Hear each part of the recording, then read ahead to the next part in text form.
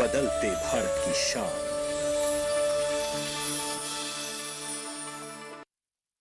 नेत्री के सह प्रायोजक हैं agriculture insurance company of India limited.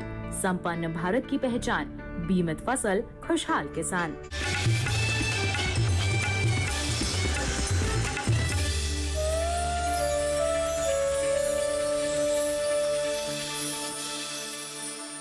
छोड़ो कल की बातें, कल की बात पुरानी, नए दौर में लिखेंगे मिलकर नई कहानी। इस सदाबहार गाने के बोल आज भारत में महिलाओं पर सटीक बैठती है। भारत नए दौर से गुजर रहा है और महिलाएं इस नई दौर की सबसे अहम किरदार बनकर उभर रही हैं।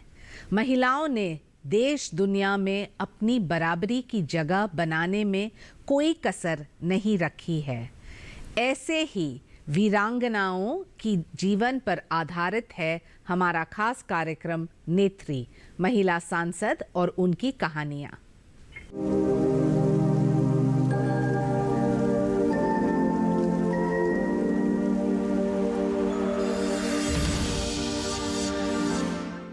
नमस्कार, स्वागत है आप सबका हमारे विशेष कार्यक्रम में नेत्री, महिला सांसद और उनकी कहानियां। मैं हूं शाइना एनसी और आज हमारे साथ मौजूद है संगीता कुमारी सिंह देव जी, जो बोलांगीर उड़ीसा की लोकसभा सांसद है। बहुत स्वागत है आपका। धन्यवाद। चर्चा शुरू करने से पहले दर्शकों को उनकी जीवन के अब तक के सफर का एक झलक दिखाते हैं। संगीता कुमारी सिंह देव का जन्म 3 दिसंबर 1961 को दिल्ली में हुआ। उन्होंने राजनीति शास्त्र में बीए ऑनर्स और इलेक्ट्रॉनिक्स एवं टेलीकम्युनिकेशन इंजीनियर संस्थान से अपनी शिक्षा दिल्ली से ही पूरी की। संगीता कुमारी सिंह देव की शादी श्री कनक वर्धन सिंह देव से 15 अक्टूबर 1985 को हुई, जो कि खुद एक राजनेता हैं और राजघराने से ताल्लुक रखते हैं। संगीता कुमारी सिंह देव 1992 से 95 तक म्यूनिसिपल काउंसिल की अध्यक्ष रहीं। 1998 में वो 12वीं लोकसभा के लिए निर्वाचित हुईं। संगीता कुमारी सिंह देव कई समितियों की सदस्य भी हैं। उन्होंने 2019 के लोकसभा चुनाव में ओडिशा के बलांगीर से चुनाव जीता और संसद पहुंची। तो ये कुछ झलकियां हैं संगीता कुमारी सिंह देव की अब तक की सफर की। और भी कई सारी बातें हैं जो दुनिया को बतानी है, तो उन्हीं से जानते हैं उनकी इस यात्रा की कुछ दिलचस्प बातें। नमस्कार संगीता जी। नमस्कार शाइना जी। तो राजस्थान की बेटी, उड़ीसा की बहू और 4 बार सांसद में चुन के आना, क्या रहा है ये सफ़र? सबसे पहले तो मैं ये कहना चाहती हूँ कि मैं अपने आप को बहुत भाग्यवान मानती हूँ। मेरी शादी हुई एक प्रसिद्ध राजनीतिक परिवार में उड़ीसा में, और मेरे दादा ससुर पहली लोकसभा में सांसद थे, उसके बाद उड़ीसा के मुख्यमंत्री रहे। फिर मेरे ससुर भी 6th and 7th लोकसभा में एमपी थे। उसके बाद मैं तीसरी पीढ़ी हूँ जो पार्लियामेंट में सांसद हिसाब से हूँ।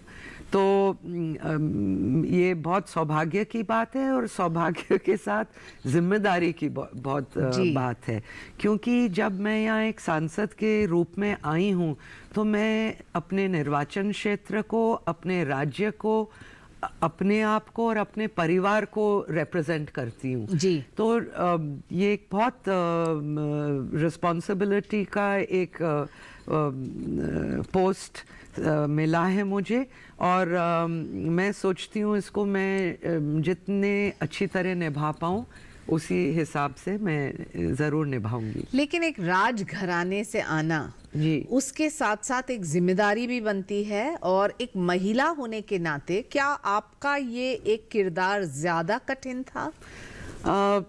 असल में राजनीति मेरे एजेंडा में कभी नहीं था जी। मैं लॉ पढ़ना चाह रही थी, लेकिन जब शादी हुई और उस टाइम मेरे ससुर उन्होंने सजेस्ट किया, राजमाता विजय राजे सिंधिया जी भी आई थी मेरे फादर इन लॉ के इलेक्शन के लिए, और उन्होंने भी, अडवाणी जी भी आए थे हमको पार्टी में शामिल करने के लिए, और उन लोगों ने मेरे को बोला कि तुम्हें राजनीति में आना चाहिए क्योंकि अभी हम अच्छी लेडी कैंडिडेट्स को भी ढूंढ रहे हैं। तो उनके आशीर्वाद से मैं राजनीति में प्रवेश करी। मैं बिल्कुल इसमें इंटरेस्टेड नहीं थी, उन्होंने बहुत कन्विंस किया, और इतने बड़े बड़े लोग जब उनका आदेश था तो मुझे मानना पड़ा। और मैं सोचती हूँ कि the difference between law and politics is that there I would have been sort of practising law, और यहाँ पार्लियामेंट में हम लॉ बना रहे हैं। तो मेरा कुछ ना कुछ connection with my favourite subject रहा, तो मैं भी खुश थी। और अब सांसद बनने के बाद तो जब आप संसद में कोई बिल के ऊपर भाषण देने वाले हैं या कोई निर्णय लेने वाले हैं, तो आप आपका रिसर्च कैसे करते हैं? देखिए, मैं ज़्यादातर अपने आप रिसर्च करना चाहती हूँ, क्योंकि उसको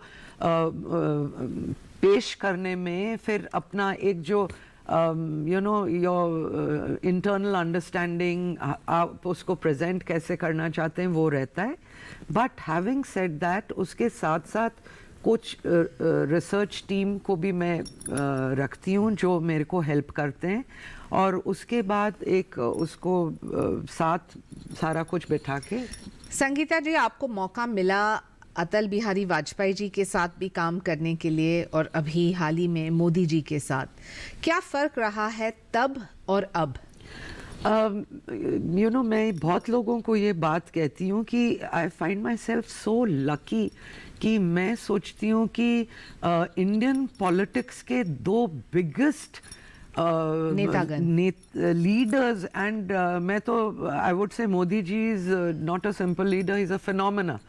और उनके साथ पार्लियामेंट में इस समय सांसद रहना तो एक परम सौभाग्य की बात है। वाजपेयी जी का जो काम अधूरा रह गया था वो मोदी जी आगे ले जा रहे हैं, और बहुत सुंदर तरीके से आगे ले जा रहे हैं। और देश में इतना काम हो रहा है पिछड़े वर्गों के लिए, महिलाओं के लिए, सबके लिए, युवाओं के लिए। और आज राजनीति में एक अलग ही मज़ा है मोदी जी के प्रधानमंत्री होने के समय में। संगीता जी, आप हमें बताएं कि आपके जो कंस्टिट्यूएंट्स हैं और उड़ीसा में कौन से ऐसे मुद्दे हैं जिनमें आपका योगदान रहा है और जो आप कर सके इन 4 टर्म्स में? देखिए, मैं पहली बार पार्लियामेंट को आई 1998 में, और उस समय मेरी निर्वाचन मंडली एक बहुत पिछड़ी हुई, अभी भी एस्पिरेशनल डिस्ट्रिक्ट है, it is still backward area, पर उस टाइम तो बिल्कुल ही मतलब रोड रास्ता ठीक नहीं था, पानी की, पीने की पानी की सुविधा नहीं थी, एग्रीकल्चर खेती के लिए भी पानी की सुविधा नहीं थी, और अनेक प्रकार की प्रॉब्लम्स थी उस समय। और उस समय वाजपेयी जी के ये प्रधानमंत्री ग्राम सड़क योजना, स्वजल धारा योजना, इन्होंने मतलब इतना परिवर्तन लाए ये योजनाएं कि उस समय जो 4 व्हील ड्राइव की जीप के बिना हम सड़क में, गाड़ी में जा ही नहीं सकते थे, और आज हम लोग अच्छी गाड़ियों में भी जा सकते हैं। तो बहुत ही मेटामॉर्फोसिस हुआ मेरी कॉन्स्टिट्यूएंसी में, और मैं बहुत प्राउडली ये कह सकती हूँ कि एक महिला सांसद होने के बावजूद उस समय the highest application of this yojana, प्रधानमंत्री ग्राम सड़क योजना, and expenditure was done in Bolangir in my constituency. उसके बाद जो मोबाइल टावर्स का इंट्रोडक्शन हुआ BSNL में, वो भी सबसे हाईएस्ट मोबाइल टावर्स मेरी निर्वाचन क्षेत्र में थे, और हमने बहुत सी ट्रेन चलाई, ट्रेनों का कनेक्टिविटी करवाया जो लोगों के लॉन्ग स्टैंडिंग डिमांड्स थे, 4-5 नेशनल हाईवे डिक्लेयर करवाए, और SHG महिलाओं के लिए, आई मीन मेरा एक बहुत पैशन है women and children, empowerment of women, महिला सशक्तिकरण, और बच्चों की अच्छी देख रेख, ये परवरिश। हाँ परवरिश, ये मेरा एक पैशन है। मैं खुद भी एक नानी हूँ और माँ हूँ, तो वो तो स्वाभाविक है कि मेरे एक ये बहुत फेवरेट सब्जेक्ट रहा। और SAG ग्रुप्स के लिए मैंने बहुत काम किया, सब के लिए मैंने कम्युनिटी सेंटर्स बनाए और महिलाओं के साथ बहुत closely poverty alleviation, family planning, health care, और हमारा एक अकाल पीड़ित अंचल है तो पानी का हमने सुविधाएं बहुत जगह कराई। और इस बार 17वीं लोकसभा में एक अड़चन भी तो रही है कोविड को लेके जी। तो आपने आपके क्षेत्र में क्या किया जो खास है अपने जनता के लिए? देखिए, मैं ये कोविड समय का, दिस पैंडेमिक पीरियड के बारे में एक चीज़ कहना चाहती हूँ कि मोदी जी ने इसमें एक ग्लोबल स्तर में एक बहुत अहम भूमिका निभाई और उनके मार्गदर्शन के अनुसार हम लोग को चलना मुश्किल नहीं था। मतलब उन्होंने सिर्फ देश के लिए नहीं पर पूरे विश्व में ही has emerged as a global leader कि उन्होंने एक भारत जैसे देश को एक बिल्कुल नंबर 1 देश कर दिया, जहां आज हम विश्व भर में चर्चा हो रही है कि और भारत हम ने कैसे कर दिखाया। एग्जैक्टली और हम इतने देशों को, डेवलप्ड कंट्रीज को वैक्सीन्स भेज रहे हैं, PPE किट्स भेज रहे हैं और अनेक प्रकार की उनकी मदद कर रहे हैं। तो उनके लीडरशिप में हम लोग को ज़्यादा मुश्किल नहीं रहा। एज एन MP हमने प्रत्येक कोविड सेंटर को मैंने विज़िट किया, प्रत्येक पंचायत में, कि वहाँ क्वारंटीन फैसिलिटीज़ ठीक से हुई हैं कि नहीं। उड़ीसा में सबसे ज़्यादा मैस माइग्रेशन ऑफ वर्कर्स मेरे निर्वाचन क्षेत्र में होता है और भारत सरकार ने मेरे को, हर्षवर्धन जी को और सबको बहुत धन्यवाद देना पड़ेगा क्योंकि उन्होंने कोविड टेस्टिंग सेंटर्स मेरे निर्वाचन क्षेत्र में कराए और पूरी हेल्प उन्होंने बहुत बड़ी तरह से करी। और बीजेपी, हमारे संघ परिवार, हमारे विश्व हिंदू परिषद की तरफ से एक पूरे पारिवारिक हिसाब से हम लोग ने कोविड की लड़ाई लड़ी। नरेंद्र मोदी जी के आदरणीय हमारे यशस्वी प्रधानमंत्री जी के नेतृत्व में, और सफल हुए हम। लेकिन संगीता जी, आज भी देखा जाए तो एक महिला जो राजनीति में आती है, एक नजरिया रहता है उनको देखने, ये बहुत ही अच्छे परिवार से आती है, बहुत सुंदर हैं, उनको एंटाइटलमेंट है, उनको मौका मिला, उनका परिवार है। क्या आपको ये स्टीरियोटाइप से लड़ने की आवश्यकता बनी या फिर आपके लिए काफ़ी आसान रहा पूरा सफ़र?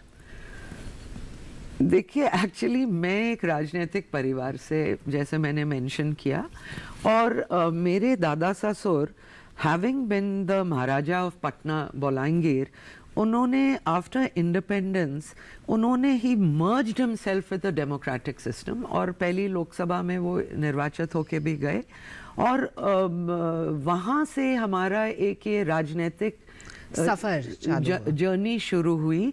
और मेरे को इसमें इतना प्रॉब्लम नहीं हुआ क्योंकि मैं सोचती हूँ कि बहुत कुछ एक अपने ऊपर भी निर्भर होता है।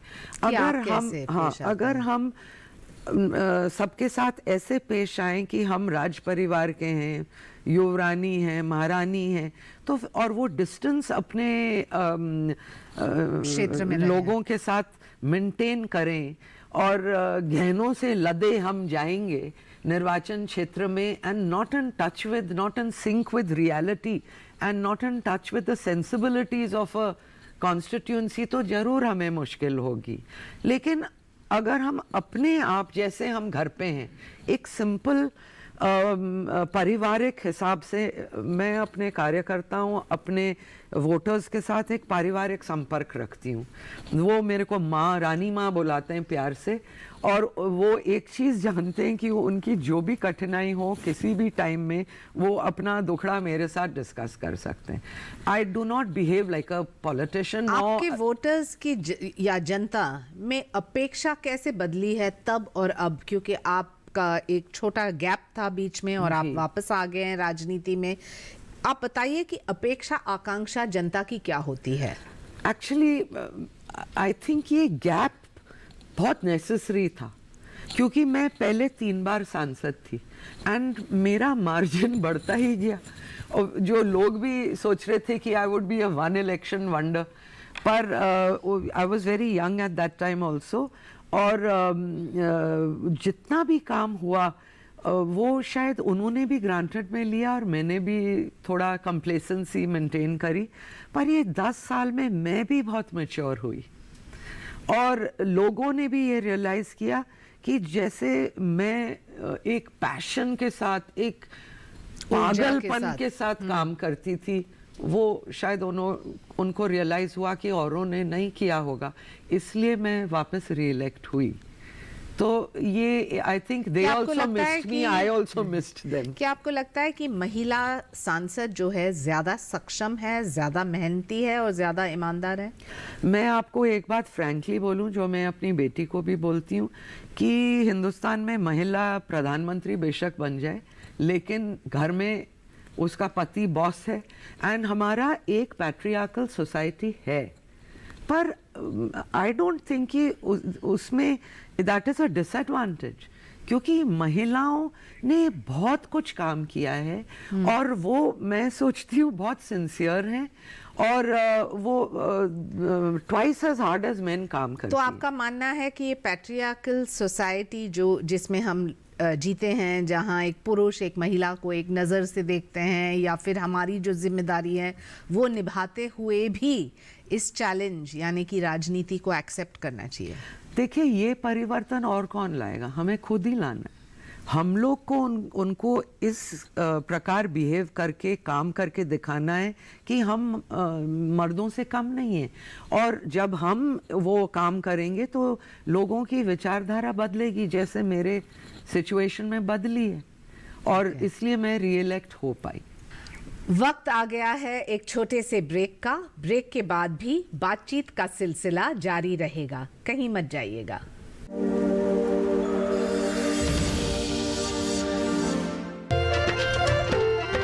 फसल बीमा से अब सुरक्षित आत्मनिर्भर बन जाए किसान। AIC के संग मौसम की मार अब नहीं करेगी तंग, नुकसान की होगी पूरी भरपाई। AIC किसान का हमराही। Agriculture insurance company of India limited, संपन्न भारत की पहचान, बीमित फसल खुशहाल किसान।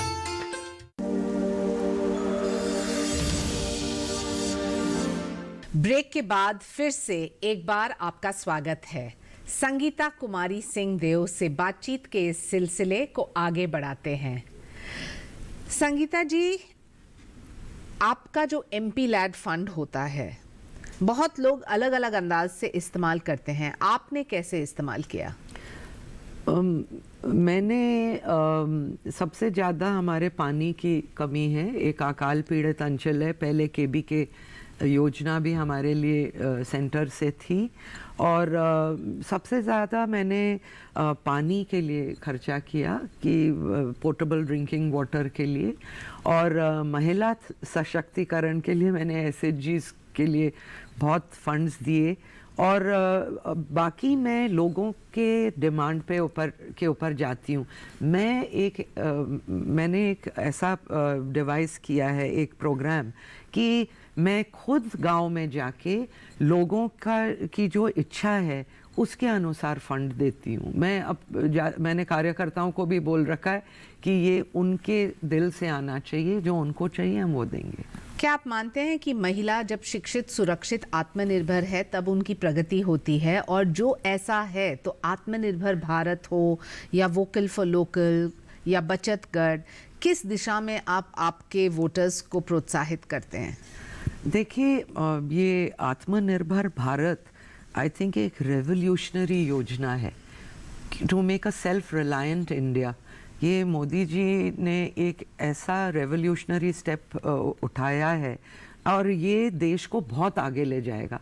एंड वोकल फॉर लोकल भी, जो हमारे लोकल हैंडीक्राफ्ट्स हैं या हमारे लोकल प्रोडक्ट्स हैं, उसको मान्यता देने के लिए ये योजना शुरू हुई है।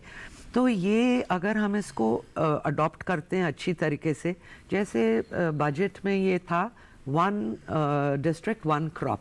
और जो हमारी किसान ट्रेनें हैं ये जिले जिले में आके वहाँ का जो क्रॉप है, मान लीजिए बलांगीर में अगर हमने पटेटो उत्पादन ले लिया तो पूरे जिला में हम पटेटो उत्पादन करेंगे और वो किसान रेल आके उसको आगे ले जाएगी। तो ये योजना लोगों को इंडिपेंडेंट सेल्फ रिलायंट करने को है। और मैं सोचती हूँ कि देखिए एजुकेशन, फॉर्मल एजुकेशन सब कुछ नहीं होता है। मैंने देखा है some of the most able politicians आज जिनकी BA MA PhD की डिग्रियाँ नहीं हैं। एक मोटिवेशन होना चाहिए, एक दिल में वो विल एंड इंक्लिनेशन होना चाहिए और राजनीतिक इच्छा शक्ति। समाज सेवा, लोगों की सेवा करने को, वो आपको बहुत आगे ले जाए। क्या आपको लगता है कि आपके क्षेत्र में लोग फार्म बिल को समझ पाए हैं या वो गुमराह हो रहे हैं? मेरे क्षेत्र में लोग फार्म बिल को अच्छी तरीके से समझें और इसमें हम लोग ने भी गांव-गांव जाके ये फार्म बिल को उनको समझाया है। क्योंकि अगर इलेक्टेड रिप्रेजेंटेटिव्स अपना काम ना करें तो फिर there is a disconnect between the voter and the leadership right up to the centre. तो ये पार्टी के तरफ से भी एक बहुत सुंदर ये हमें प्रोग्राम मिला कि एवरी इलेक्टेड रिप्रेजेंटेटिव, मेरे आई एम लकी कि मेरे 2 जिले हैं और दोनों ही जिलों में हमारा पूरा मेजॉरिटी का जिला परिषद प्रेसिडेंट्स हैं, अध्यक्षा लोग हैं, दोनों लेडीज़ हैं। तो हमने एक टीम बनाई और हमारे जो इलेक्टेड MLA हैं, मेरे पति भी 5 बार इलेक्टेड MLA रहे हैं उड़ीसा में, उन्होंने मंत्री भी रह चुके हैं, भाजपा के राज्य सभापति रह चुके हैं, उड़ीसा असेंबली में लेजिस्लेटिव पार्टी लीडर रह चुके हैं। और तो हम दोनों ने मिलके गांव-गांव जाके फार्म बिल को हमने समझाया और लोग बहुत खुश हैं उसको लेके। संगीता जी, आपके जो दर्शक इस कार्यक्रम को देख रहे हैं, आप उनको उड़िया में क्या कहना चाहते हैं? बलांगीर एवं सोनपुर जिलार समस्त भाई भणी मान को मोर नमस्कार। मुई समस्तों को कहबार पाई चाहे कि आजिरो प्रोग्राम आपण माने देखुन आपण को फीडबैक मते देबे कि नेक्स्ट टाइम आमे केन प्रकार जिल्लार काम निर्वाचन मंडली रो काम को आके आउ भल हिसाब रे करी पारमु। एतकी मोर समस्तों को विनम्र निवेदन। जय भारत। जब संगीता जी राजनीतिक क्षेत्र में नहीं है तो आपका फेवरेट हॉबी क्या है? I love reading and by God's grace मेरे को लोगों के साथ इंटरेक्शन बहुत पसंद है, तो मैं बहुत बातें करती हूँ और मेरे इसलिए निर्वाचन क्षेत्र वाले लोग भी बहुत खुश हैं। वो मेरे को एक माँ की तरह देखते हैं। बहुत सी चीज़ें जो मेरे हस्बैंड को नहीं बोल सकते वो मेरे को आके अपना सुख दुख बोलते हैं। तो I spend a lot of time with them, not only politically. मैं सोचती हूँ कार्यकर्ता और वोटर के साथ एक पारिवारिक कनेक्ट होना चाहिए। देखिए, आप लोग सब जानते हैं कि आजकल राजनीति कैसे हो गई, क्रिमिनलाइजेशन ऑफ पॉलिटिक्स हो रहा है, अनाप शनाप पैसा खर्चा होता है। आप उसको कैसे कॉम्बैट करोगे? एक पारिवारिक संपर्क रख के और एक स्नेह ममता अगर आप और वोटर के बीच में और कार्यकर्ता और आपके बीच में है तो वो कहीं नहीं जाएंगे। कितना कठिन है महिलाओं के लिए राजनीति में? सफल होना एक बात होती है, लेकिन हमने देखा है कि जब भी कोई पार्टी टिकट डिस्ट्रीब्यूशन दे रहे हैं तो वो सीट मिलती है महिला को जो सबसे कठिन है, या फिर ये कहा जाता है कि वो तो नहीं जीत पाती है, या फिर ये कहा जाता है कि वो किसी की बेटी है या बहू है या कोई है तो इस वजह से उनको टिकट मिलता है। तो ये संघर्ष कब तक आपको सहना पड़ेगा? देखिए, मैं अपनी एक्सपीरियंस की बात बोल रही हूँ। मेरे को ऐसा नहीं हुआ क्योंकि मैं 32 साल से मेरे पति मेरे ये आपका सौभाग्य है। लेकिन वो महिला जो आज इस कार्यक्रम को देख रहे हैं और आपसे प्रेरणा लेना चाहते हैं, तो आप उनको क्या संदेश देंगे? देखिए, मैं I don't think this is so much a gender issue. A lot depends on one self also. अपने ऊपर भी बहुत चीज़ें डिपेंड करती हैं कि हम अपने आप को किस तरह से प्रोजेक्ट करते हैं। देखिए, आज का पूरा माहौल एक मार्केटिंग एंड पब्लिक परसेप्शन का है। यू नो, आपको अपने आप को इस हिसाब से प्रोजेक्ट भी करना है, एंड आई डोंट से कि एक्ट करना है, वो अंदर से आनी चाहिए बात। लेकिन उसके लिए आपको मौका की आवश्यकता है। हाँ, मौका की आवश्यकता है, और इसलिए मैं सोचती हूँ कि मैं आप पर्सनली बोलती हूँ कि मैं महिलाओं को बहुत हेल्प करती हूँ।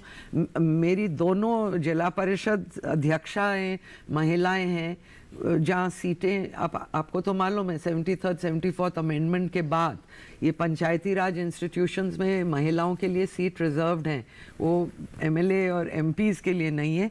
और मैं मेरे नॉमिनीज़ में आपको बताती हूँ, मेरे बलांगीर जो म्यूनिसिपैलिटी है, मैंने 18 महिला नॉमिनीज़ दी हैं, और हमारा महिला मोर्चा इतना सिंसियर, इतना स्ट्रॉन्ग है। अपने लिए मैं बोलती हूँ, I will give them every opportunity. क्या आप मानते हैं कि जनरली महिला का समर्थन करती है? बहुत बार नहीं। मैं I can't be a hypocrite, मैं झूठ नहीं बोलूँगी। मैं जानती हूँ कि बहुत बार महिलाएं अच्छी महिलाओं को आगे बढ़ने नहीं देती हैं, वो क्या खतरा समझती हैं उनको। पर मैं अपनी बात तक सीमित रहती हूँ कि मैं महिलाओं को बहुत प्रमोट करती हूँ। अंत में आपका जो संदेश है, खास तौर से युवाओं और महिला जो इस कार्यक्रम को देख रहे हैं और सोच रहे हैं कि राजनीति ना ये एक नकारात्मक करियर पाथ है, और जब भी आप कोई राजनेता को देखते हैं तो इस दृष्टि से देखते हैं कि भ्रष्ट होगा या फिर कोई और करियर पाथ में सक्षम नहीं, इसलिए राजनीति में आए, तो आप क्या संदेश देंगे? आपने बिल्कुल सही बोला कि राजनीति एक इजी फील्ड नहीं है। सबसे पहले आपको 24/7 365 डेज कमिटेड होना पड़ा, और बहुत आपको त्याग करना पड़ेगा इसमें। जो लोगों का पब्लिक परसेप्शन है कि ये एक बहुत ग्लैमरस फील्ड है, क्योंकि देखिए संसद पहुंचने के बाद भी इट इज़ नॉट इजी। संसद जब चलता है उस टाइम भी हमारा एक बहुत हेक्टिक शेड्यूल रहता है, और जब पार्लियामेंट सेशन में नहीं है, क्षेत्र में जाके हमें बहुत काम करना पड़ता है। मैं आज के युवाओं और महिलाओं को यही बोलूँगी कि देखिए, we need good educated people in politics. अगर आप ये लाइन को नहीं चुनेंगे तो देश का लॉस है कि अब हमको with 1.3 billion strong population optimum utilisation of our human resources हमें करना है, एंड हमको जो अच्छे लोग हैं उनको राजनीतिक जीवन में लाना है। या ये त्याग का जीवन है, परिश्रम का जीवन है, और हमारे प्रधानमंत्री जी वो एक दिन छुट्टी लेने वाले लीडर नहीं है। तो आपको उनसे प्रेरणा लेनी है कि आप किस प्रकार के पॉलिटिशियन होना चाहते हैं। और मैं सोचती हूँ कि ये कठिन सफ़र है, पर समाज सेवा और लोक सेवा आपको एक बहुत ग्रेटिफिकेशन भी देता है, और बहुत सारे दुआ। मेरे को अपने कॉन्स्टिट्यूंसी में ये मेटामॉर्फोसिस देख के कि वो क्या था और आज क्या है, अत्यंत खुशी होती है। मैंने अपने निर्वाचन क्षेत्र को एक छोटे बच्चे की तरह पाला है, और it's a very rewarding line. और आपके ऊपर डिपेंड करता है आप अपने आप को कैसे प्रोजेक्ट करते हैं और किस प्रकार की राजनीति करना चाहते हैं। संगीता कुमारी सिंह देव की कहानी आम महिलाओं को जीवन में आगे बढ़ने की प्रेरणा देती है। आज समाज में महिलाओं के प्रति सोच बदलने की ज़रूरत है, तभी हमारा देश सही मायने में शक्तिशाली और विकसित देश बन पाएगा। आज शो में बस इतना ही, फिर मिलेंगे किसी और महिला सांसद से और जानेंगे उनकी जीवन से जुड़ी दिलचस्प कहानी। मुझे अनुमति दे, नमस्कार।